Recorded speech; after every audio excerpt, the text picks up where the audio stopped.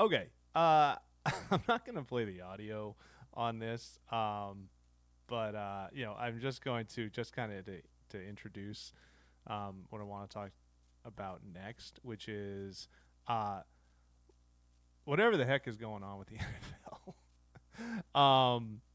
There's some a lot of stuff is going on this summer. This has been a Yeah, very this is active weird. summer for the NFL. This right here is the NFL's announcement of the Mr. Beast YouTube promotion, which I just wanted to curl up into a ball and die when I saw how awkward and cringy this was. Um, Mike, we've obviously talked about a lot of the stuff that's been going on with the NFL broadcast rights and all that sort of stuff. But the big news this week has been that RedZone now is no longer going to be 7 hours of commercial free, uninterrupted Commercial free. football. I think that's Mhm. the way that it was always presented. Um, I want to hear your guys' thoughts, A, on the red zone thing, and then just be like in the totality of stuff that's happened regarding the NFL this summer, broadcast rights, this YouTube monstrosity that I'm probably putting on the screen for too long, red zone, all that kind of stuff. Like, what are your feelings on the direction that it seems the NFL is going into from a media perspective? I mean, it seems like it's trying to be very hip and, Yeah. hang with the young people, with the youngs. Um, I like with the red zone thing, and I kind of mentioned this to you guys. Like, I'm just very curious to see how it looks and like how it is kind of breaking broken down because I don't think it's the end of the world if commercials are starting to be included. But like now you see like quad boxes and all those sorts of things. Like, is it going to be in one of those boxes? And are there going to be three other games that are also being showed at the same time? And that sort of thing. And because I think the reality is like I'll watch Red Zone a decent amount on Sundays, at the end of the 1 o'clock games for sure. And if I'm putting it on other than that, it's because the other game is on a commercial. So like I think like that's I'm kind of putting it on at that moment to I don't know, just get a quick recap of what's going on and like the highlights and all those sorts of things. But I do think like if they start introducing commercials to the point where it's like a regular game, I do think they're going to lose some of the audience because I nobody's asking for commercials. I don't think, but I also understand why they need to include them. But I just think it's like I'm curious to see how it goes. I think it's all a math problem, right? It's they are comfortable with the amount of money that they're getting for the ads is going to supplant any sort of viewership loss that they take because people are going to be turned off by it. I think Pat McAfee, the doofus that he is, said the quiet part out loud when talking to Scott Hansen the other day and said like people are still going to watch. And it's like, yeah, they are. Like we are addicted to football as a society. And like I don't think there's anything wrong with that addiction necessarily. Like we all need something, and I think it's like one of the last remaining pieces of like monoculture. So I think it's healthy to have that, but I think the bigger picture thing, as Ben was kind of alluding to, is like this is just people, if there's money to be made, people are going to take advantage of that, and I think that all of this is related to that. There's no real benefit for me sitting here as a cable subscriber in the Boston area of like the Chiefs and Chargers playing on YouTube and Mr. Beast, that ghoul, getting involved, but like they don't give a shit because they know I'm just going to watch the game. Eventually, there's going to be 60 minutes of football, and like I'm going to tune in to watch that, and that's all I really care about. And if they can make a couple extra bucks off of me for throwing ads in front of me or getting me to pay for one thing that costs an extra maybe $6 a season or what, I don't know, like that's great. Like they they don't care. So it's just it is what it is in that regard. The the red zone thing, um, I I'm I'm maybe getting too old for Red Zone, which is an interesting realization about myself where it's just like it feels a little too, you know, all over the place at times. So maybe commercials help rein that in. But like as a consumer, why do I pay for the elevated cable package for RedZone, and now I'm getting served commercials. Like that's just a kind of a bummer. Like Yeah. that's where I get annoyed is that, like I that's what the money's for. Dot gif. Like that's why I pay the extra money so I don't have to watch those commercials if I don't want to. It's just weird because like Red Zone, you watch it, and obviously they do the whole spiel that you guys both touched on with the 7 hours commercial free football. But like Scott Hansen's ready to like catapult somebody into the sun the second they show a half second of a Pepsi commercial. I was like, whoa, we can't. No, we're not gonna. And it's just so like it's a bummer that you're just completely going back on like what you built the entire brand around. But ultimately, it does not matter because they're going to make more money off of this by A, selling ads, and B, moving it to ESPN eventually. And that's just the way it is. If you don't like it, don't watch, but you're going to watch anyway, so you're kind of screwed. Yeah, I mean, for me, it's just like, if there's something you like, enjoy it while it's here because it ain't going to Yep. be here for very long. Yeah. It's, you know, I was never the biggest Red Zone fan. I think it is too frenetic for me. I just kind of get whiplash. Like, wait, what game am I watching here? It's great for an hour at like Yeah. from 3:30 to 4:30. And that's about Exactly. it. Yep. Yep. But yeah, I The mean, witching hour brought to you by Dr. Pepper now or whatever. Yeah. but there is stuff that like the fact that you can still watch the majority of Sunday right now, if as long as you're in market, just on traditional television. I know that that's only a few years away. We're gonna have to have like ESPN Plus, I'm sure. Like you're not even going to be able to watch. Like you're going to have a special tier to get the NFL package, even your local games. I'm gonna guess. Um, but yeah, it's just there's so many things.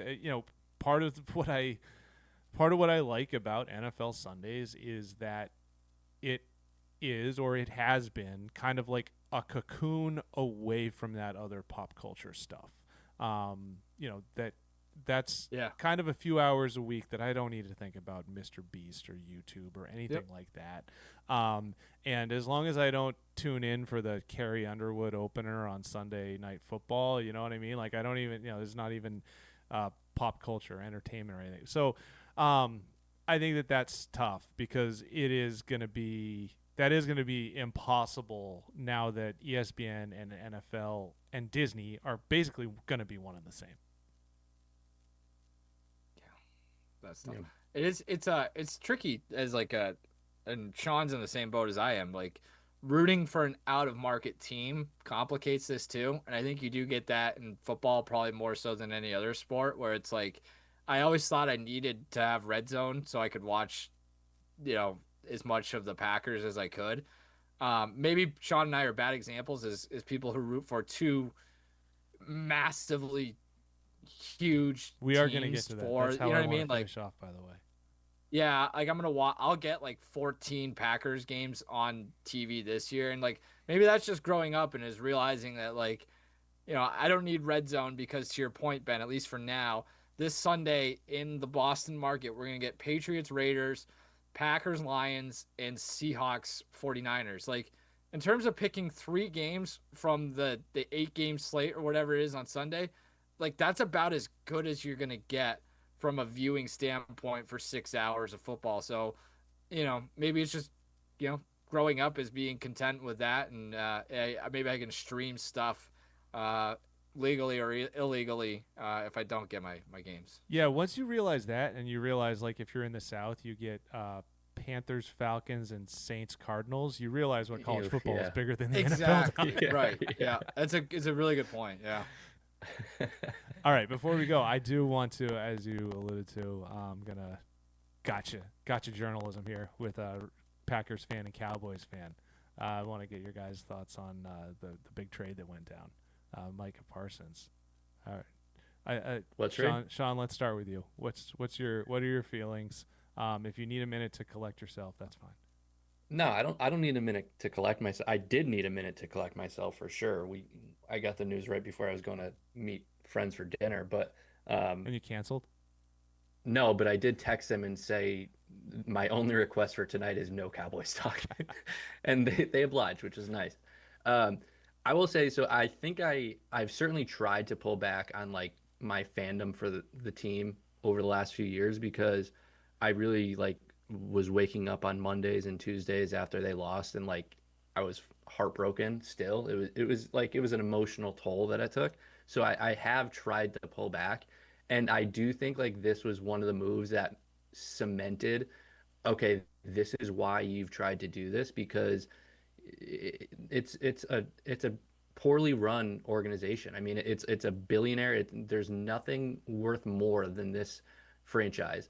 But in the reality of it, it's like I think Jerry Jones has even said this offseason, like it's a soap opera, and it really truly does feel like that. It does not feel like they're interested in winning, um, and that's difficult to like come to terms with. But I think I'm at that term for sure, and like some of the stuff now to surface, like he was a he wasn't well liked in the locker room, like all that stuff. Like that's the stuff that is going to surface after something like this happens. So I really don't put much thought into that. Mine is just like he was the best player on your team. He was 26 years old. He's in the prime of his career. He's a top player in the entire league. Perennial, defensive player of the year candidate, all that sort of stuff. And for you to like say, screw it, we don't want to pay him, and whatever the money was, like he put it out, and his agent put it out. He wanted to play in Dallas, and for you to just kind of almost scoff at that and be like, well, we'll just find something better and we're going to trade him. And we're going to trade him to the team that is single-handedly responsible for ending the most successful seasons of the last 2 decades of the organization. I mean, that is like, when I've had many conversations with Mike about how heartbroken I was for some of these Cowboys Packers playoff games, and to trade it to that team really was just made matters so much worse.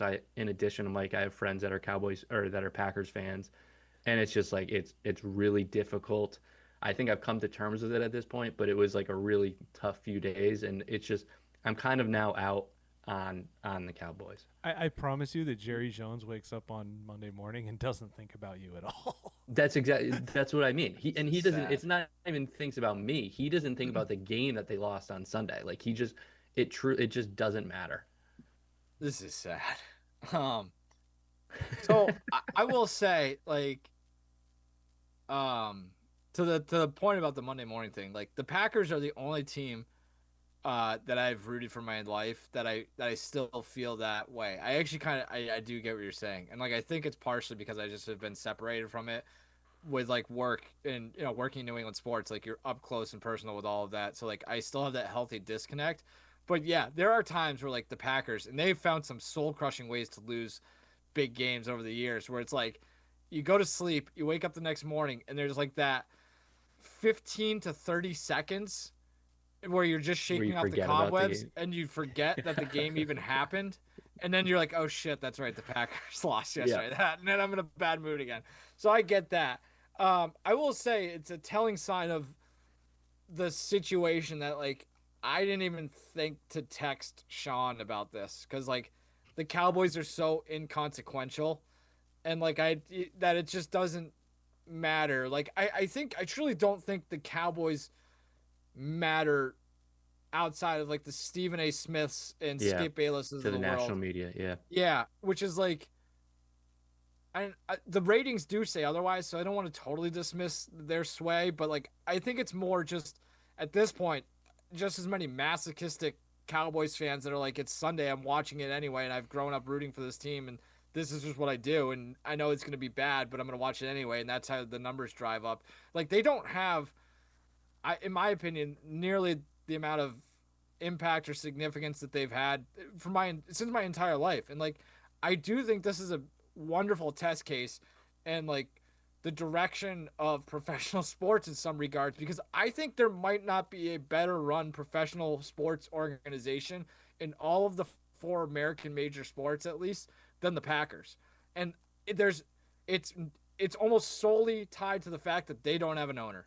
And that's you know what I mean? Like that's the major difference between these two franchises. One has been steady Eddie for years, and maybe you don't have the heights and the ceilings that the other team has, but you're never gonna go through this sort of thing. And I guess maybe that's as I say it out loud, like the Packers have had their their share of soap operas with Favre and Rodgers specifically, but like those are good problems to have when you're talking about like the end of your generational quarterback run. So, I think in a an increasingly like you know owner centric world, the Packers not having an owner, especially in the NFL where it's like you hear all about the 32 owner and like just the boys club of the owners is like the Packers don't have that, and I think it helps them kind of stay steady and like that's the greatest thing about being a Packers fan, in my opinion, is that I have a Sunday, 17 years out of the year, and like they're like my entire life, they haven't been outside of a couple of seasons a complete joke. And so like when November 28th rolls around or December 17th and it's a Sunday, like I know that I'm going to get to watch a 3-hour football game that means something. Maybe my heart's going to get ripped out 3 weeks after that and they're going to fall woefully short and they should have done more over the last 30 years, but at least that's, I have something to invest in. And like just hearing Sean talking about the Cowboys is the saddest thing in the world because I don't think that exists. And you're no different now than like the Arizona Cardinals or the Tennessee Titans in that regard. And that's sad.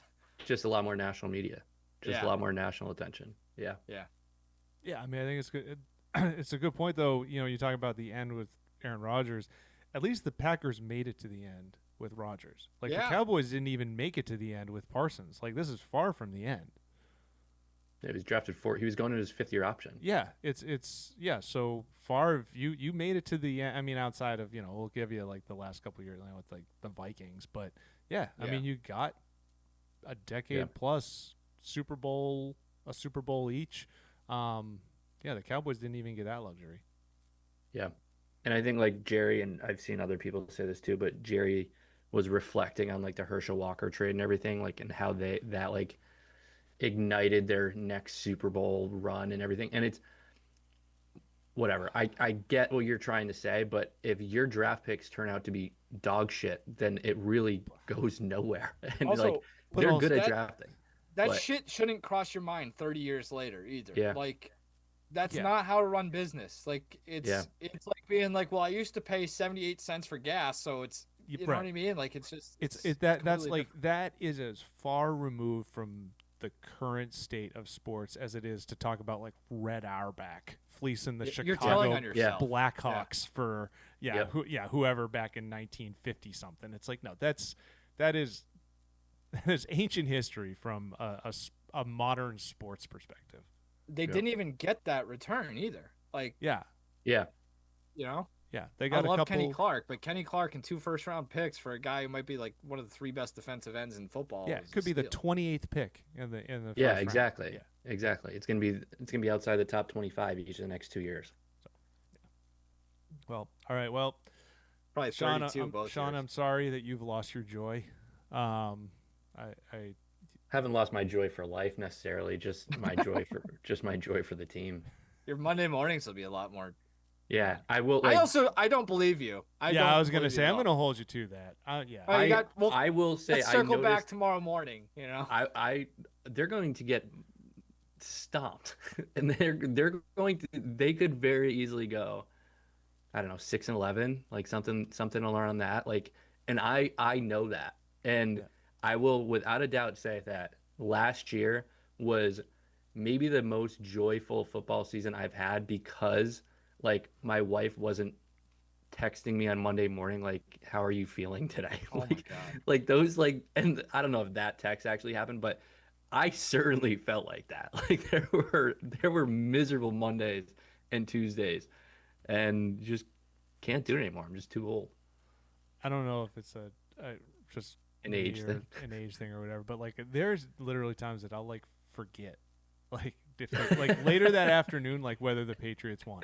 Like I'll like watch the game and then I'll be like making dinner and then like something will pop up on my phone. Like, oh yeah, right, there was a Patriots game earlier today. So there's a level of like how much I care and yeah. I'm far closer to Sean than I am to Ben when it comes to the Packers. So I can't sit here and say too much, but But there's also a thing, and we'll wrap up really quickly. But I also think there's a difference when it's an out-of-market team because like it becomes part of your personality to like the people you know. So like It's me against the world. Yeah, like Yeah. the one team that I root for out of the market. Like when something happens with Utah, people, they know that it's like You're the that's Utah the guy. one guy we know who roots for Yeah. that team. Like Mike, you're probably one of the few people that, like, you're the Packers fan, so it becomes like part of your thing that people like, hey, tough game, and you're like, yeah, I know, yeah. Why don't I Which revisit this because not every other person that knows me has said exactly the same thing. it's even more pronounced having grown up when Sean and I did too, because we could have just been rooting for the team that won Yeah. all the Super Bowls. It's like shit. Idiots. So like that, you're just searching for that. Like if that finally happens, it's gonna be so glorious. Like so you're chasing that. And if I do that for the rest of my life and I don't get there, that's fine. It's the chase is. Life It's all about is the all journey. about growing up and realizing that the chase is just as fun as actually getting there. Because once you get there, it's like, well, now what? So